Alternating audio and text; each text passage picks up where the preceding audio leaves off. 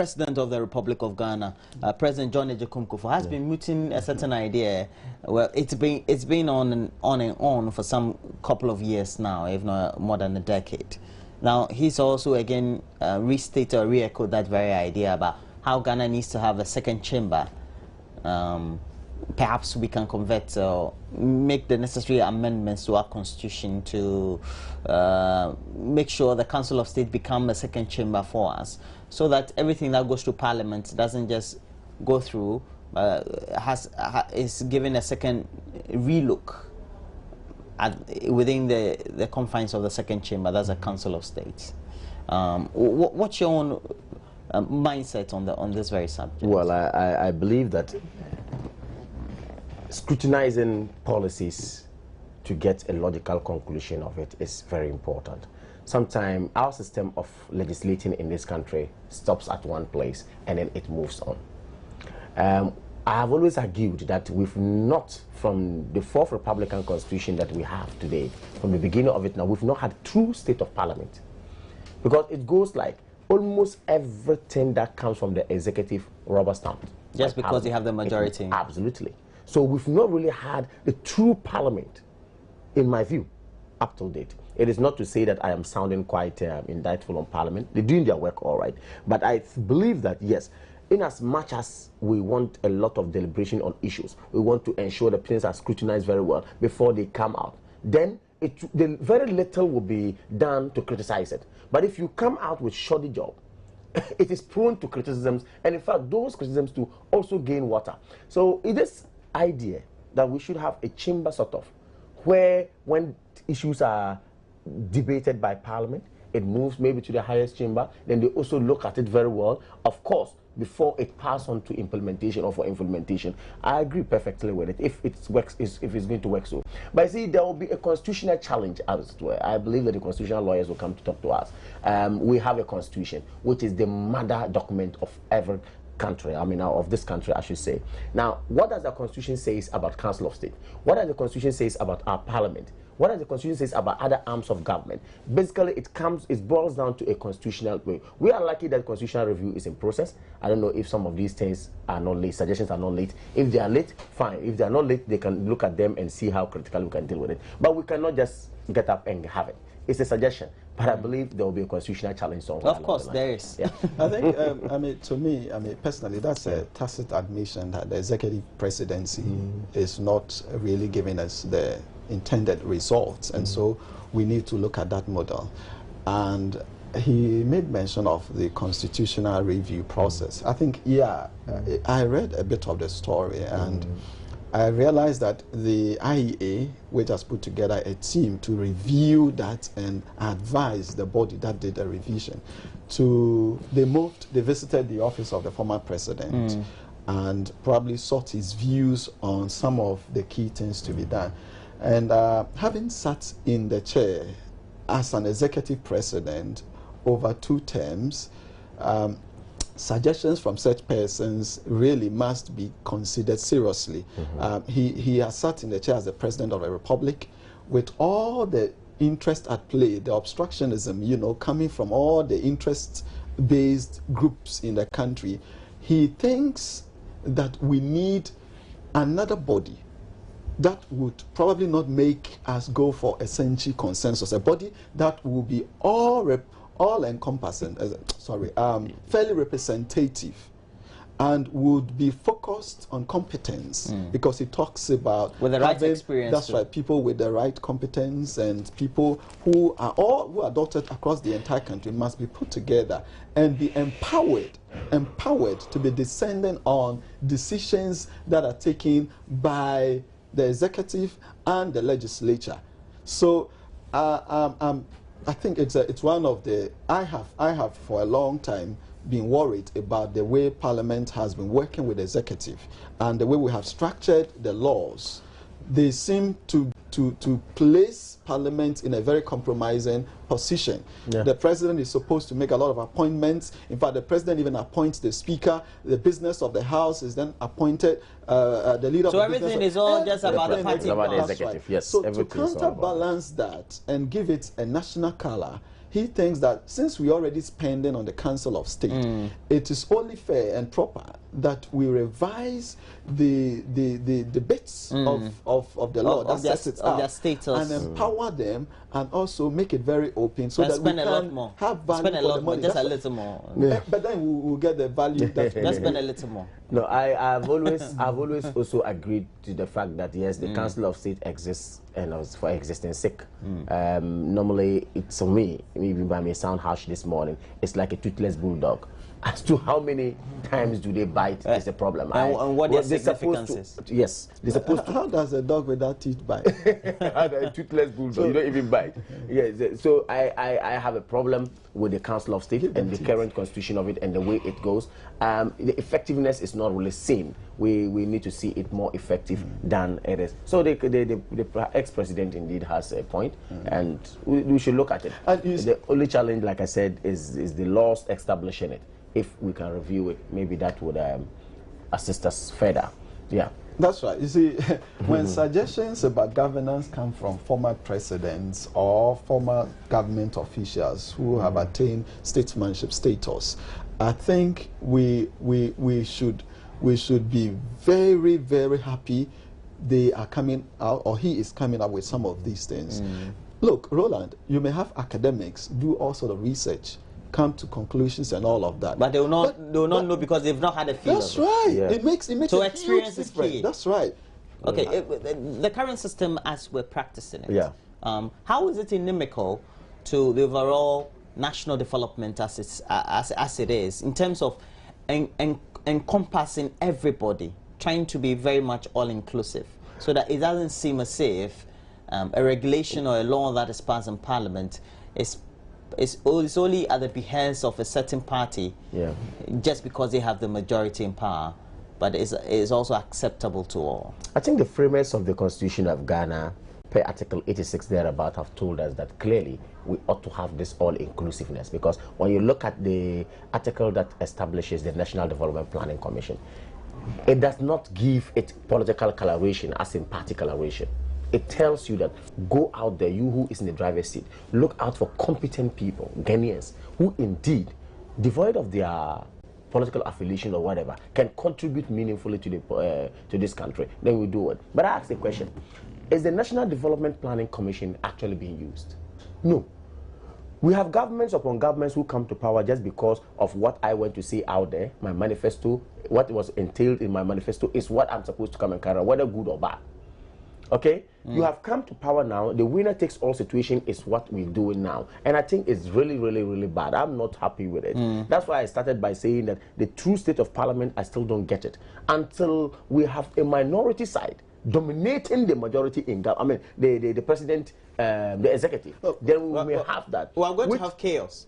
So it can happen. We may have chaos. I think somewhere 79 it happened in this country under Lehman thereabout. But I want to say that yes, as people who are, but it's not because necessarily we had a majority, but it's just that the quorums were always not right. Very well. Very well. But if we are yearning for development and we are yearning to be very patriotic and indeed want Ghana to move forward, immediately after election, politicians, let's ensure that a year or two, yes, give that grace period to the government in power. Let's see what they can do. You understand? It is not to say not criticize them, but if they are not on track, you do that. If they are on track, let's see what we can do to help and then get the way we're operating currently. If you make your own observations and projectively, that's right, how is it going to be inimical to the development and the aspirations we have as a country, either in the medium to long term, etc., if we go on this very trajectory? If we continue this way, yes, I have the feeling that we might even lose more. And so some of the suggestions, such as, you see, the presidency of this republic has so much power that sometimes, you know, they get swallowed by that force. The former president makes another suggestions that the office of the vice president must be scrapped, and probably we should look at a vice president operating in the shadows of a prime minister, so that you wouldn't have the president appearing at all times when it is due for him to make a presentation about the state to the Republic through Parliament, the Vice President must also have that executive power, okay, to complement. Because as it stands now, every single major decision must come from the executive. If it doesn't, and if the executive is not happy with it, chances are that it would not stand. So to avoid this, and you know, suggestions and nation building, the wisdom to do that does not lie with only the executive. Sometimes people who may not be interested in politics may have brilliant suggestions coming from the experiences they have had. But the way the system is structured now, it doesn't provide a space for such persons to be very active. And so he suggests that let us have a body that will not only exist in name, but will have the requisite power to counterbalance that of the president as it is now. And this is someone who has sat in the chair and is now in his probably his old age, and I think this is the time that he's old. He's 76. This is the time you tap into. He'll be 76 in fantastic. December. You know, because it's the time people take reflection. They do reflection. They do sober reflection and look at what they can leave behind for the generations to come. And so it is a good suggestion. The Constitutional Review Committee or Commission must take it seriously, and they should make the process. They finish their work. I'm not sure. They submitted a report. It's not really easy for them now. Came through a committee now, and the It's committee. It's late. And following that, we've had some of the outcomes that even civil society has. So really, what was I the believe team going to his house their to report. do? Really, what was the team going to his house? I believe there in their report. And then he makes the suggestion that the process must be given to Ghanaians must own it. So I was thinking maybe there is that window for some suggestions. Well, that's why the minority in Parliament have had this very contentious issue and position that the Constitutional Review itself, in terms of its activities by the Commission in itself, sorts the views of Ghanaians. And even though we had over 88,000, we're told, responses on amendments for the Constitution, many of those that were put in the report, by the time they went through the committee that was set up to look at the draft report, the changes were enormous, and they thought it was not representative of what the people's views were. But I want to ask you, a politician, I'll ask you add to the bit that you wanted to contribute. When it comes to the subject of what we need to do in unison as a country, and how also perhaps if we tend to look at the chapter 6 of the Constitution, the directive principles of state policy, etc., articles 35 onwards, that gives a vivid description about how the state really needs to look after the welfare, regional balance and all that. Is it when you're in opposition that you tend to have a broader thinking about what needs to be nationalistic? Principles because, for example, your party, supposing you win 2016 or not, I'm not saying that you're going to win, and I want the viewers also to be, supposing you win 2016, then you're still going to be under this very umbrella. You sack everybody who is NDC out of office, even civil servants perhaps somehow will even be haunted. You know, some will be posted somewhere, and it will happen. You're going to have, as far as, let's say, recruitment into the security services also skewed. Then you see, then we go back to square one. Just like there are complaints now, we're back to square one. So is it when you're in opposition that your thinking comes this way, or you always have it in you, just that when you're in power, you just want to go to according to the dictates of the Constitution? I just think that you are foretelling us what is likely to happen should we win. But my friend. But I think that the law is the law. We've had every cause to have the Constitution in place, the laws in place, how this government is supposed to run in this country. I want to say that in as much as you're a politician because you have a country you're seeking to govern. You have a country you're seeking to manage. And the people are supposed to give you a mandate to manage that. Now, if the people have a fundamental law seated there, I don't see why you have to come and then put the law aside and do your own things. In my view, trust me, I want to say that going forward, as our democracy is evolving and is growing, I want to say that whoever comes to power, your prerogative should be using the fundamental laws of the state and working with them. Because the very law that brought you in power is the same law that can see you out of power. Now, you saying that we are likely, if inshallah, we win power 2016, we are likely to come and run the same system of well, whatever. I mean, it's obvious. I want to say, you're a civil society person, yes, so yes. right. I want to say that yes, governance. There's more that comes into it. We're doing so much politics with governance in this country. So much politics with governance. When you look at Article 35 there about coming down, it gives us a responsibility as government to follow. As to how many times we use it is another factor. Like I said earlier on, we go to campaign on political talk a lot, and when we come, even sometimes we say things that are not even in the law or in the constitution. Then you want to come and implement it at the detriment of the constitution that you do have. So I want to say that yes, going forward as Ghanaians and as politicians, let's all of us come on board to ensure that whatever we have put in place to help us move this country forward, we do that. Because the very tenets of patriotism is lost if you refuse to establish what the people say, do it for me. So I just want to believe that yes, if NPP comes to power, inshallah, in 2016, we are going to do what is right to ensure that the citizen sitting in Nantong, the one sitting in Bongo or wherever, feels that yes, there's good governance in the air and there's good governance for that person. But I don't believe that we're going to skew things as you are anticipating. I believe that we're really going to do the right thing. Trust me. We're going to do the right thing. Anyway, as it stands now, politicians may be blamed for some of these problems that we face, and because of our parochial what should we be doing right? Stance that we take sometimes. Look, how unparochial should we be? Power is sweet. And in the mouth of the politician, oh, it is so sweet. Corrupt, absolutely. So what we've got to do, my brother, what we've got to do, what we've got to do is to have the structures in place.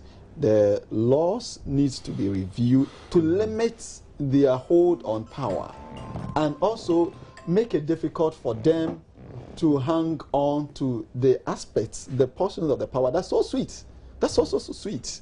Okay, so it will take a national sense of realization that this is not working for all the parties. The NPP must know that this is not working for the NDC, and it's not going to work for the NPP. If they continue with the status quo this way, it won't work.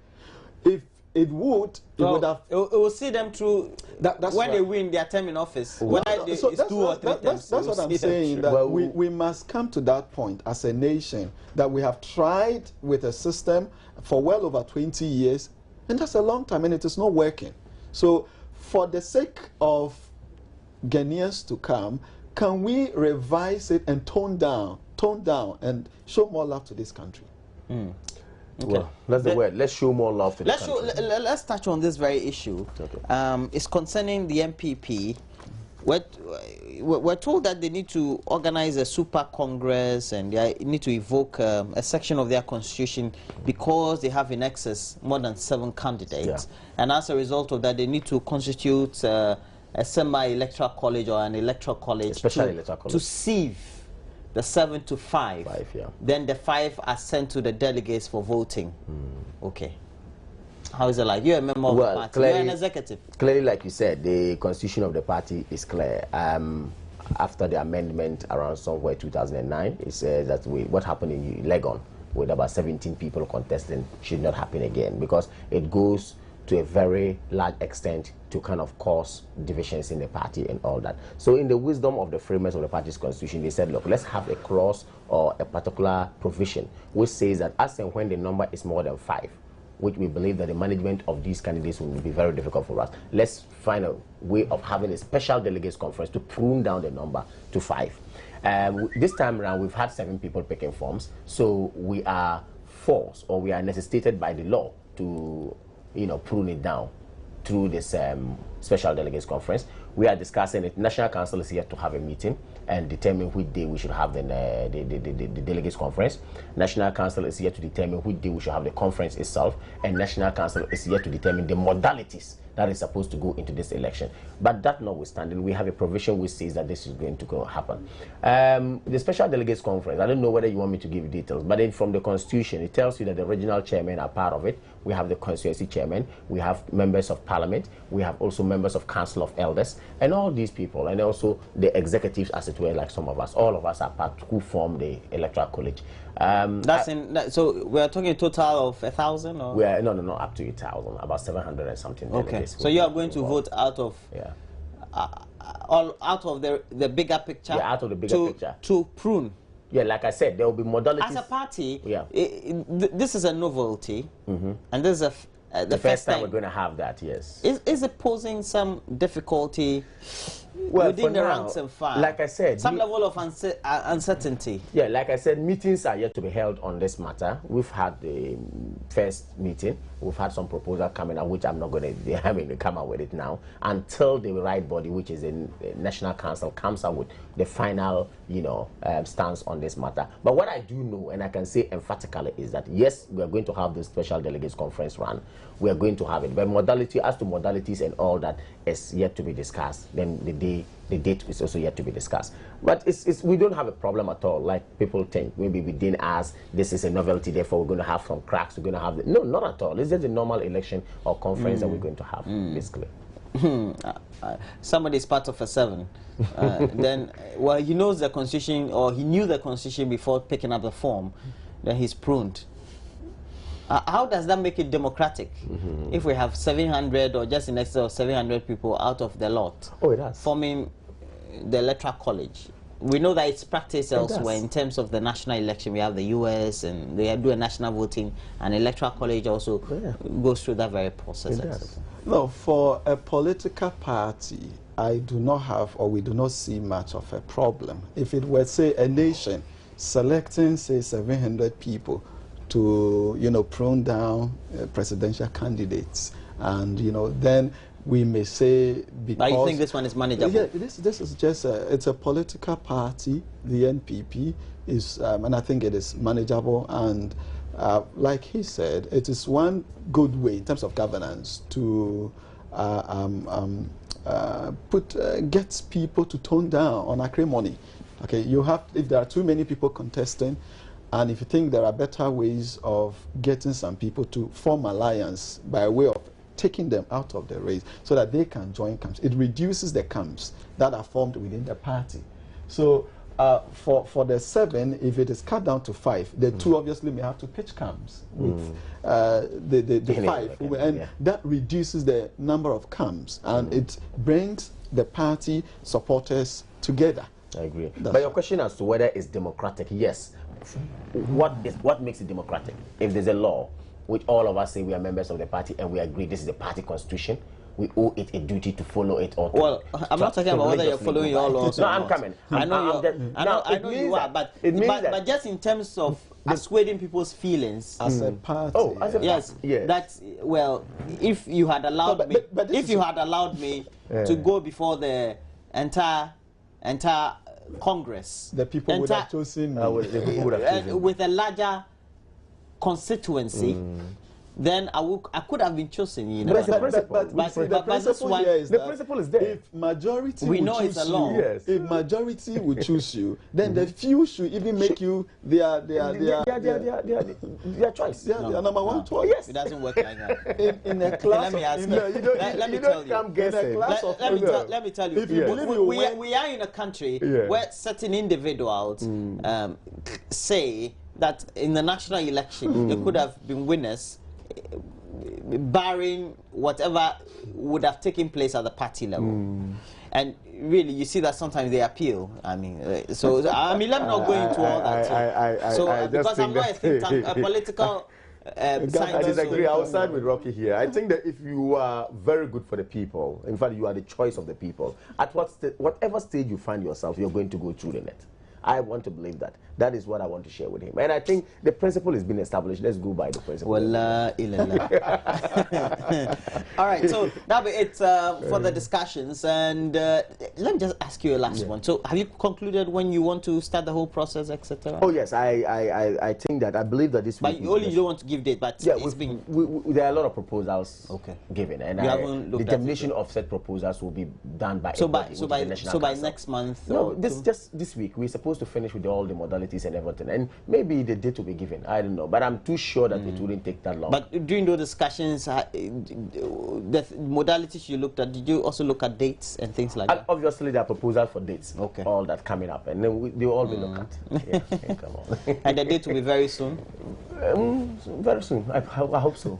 I don't want to do the work of the National Council. Let the National Council come up with the date. Because you're not National Council. Yes, okay, so now it's for the discussions this morning. I have had in the studio Rocky Obing, a senior policy analyst with the Center for National Affairs, a think tank, and thanks for joining us. Thank you for having me. And what are your offices? We have two, one at Northridge and one at Dome. You guys are rich. Northridge, that's expensive. That's right. Okay. One person also has his office somewhere. Is it in Adabraka or in Asalam Down? Okay. The man is he has an office at the national headquarters. Kamal Dean Abdullahi is the national Nasara president. Oh, president, coordinator. Coordinator will be fine. of the NPP. It was intentional. Oh, okay. Okay. Okay, so he's representing the NPP. He's the chairman of all the Zongos as far as management and trying to make sure he organizes them adequately is concerned. And thanks for joining me, Kamal. I hope to have you again sometime. Thank you, Ro. Okay, Thanks we're taking a break.